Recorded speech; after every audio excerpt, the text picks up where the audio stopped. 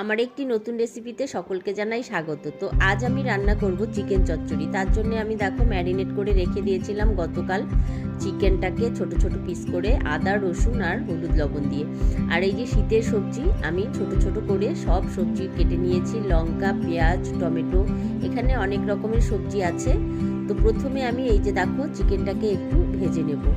আমি তো আগেই বলেছিলাম তোমাদের যে আমাদের সলিড চিকেন কেউ খেতে চায় না মাংসতে ব্যবহার করলে, তাই আমি এটাকে নানান রকমভাবে এটাকে আমি রান্না করে খাইয়ে দিই।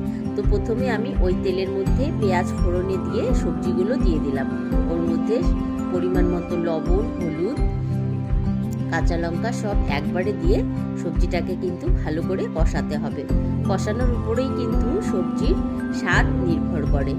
তো এই যে দেখো কষানো হয়ে গেছে, তো আমি মাংসটাও এর মধ্যে অ্যাড করে দিলাম। মাংসটা অ্যাড করে কিছুক্ষণ কষিয়ে আমি এর মধ্যে জল অ্যাড করে দিব। জলটা অ্যাড করে দিলাম, তারপরে একটু ঢাকা দিয়ে কিছুক্ষণের জন্য রান্না করব। দেখো প্রায় হয়েই গেছে আমার চিকেন চচ্চড়ি।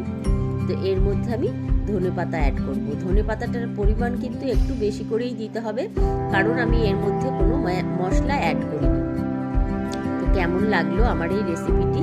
খেতে কিন্তু দুর্দান্ত হয়, একবার ট্রাই করে দেখবে সকলে।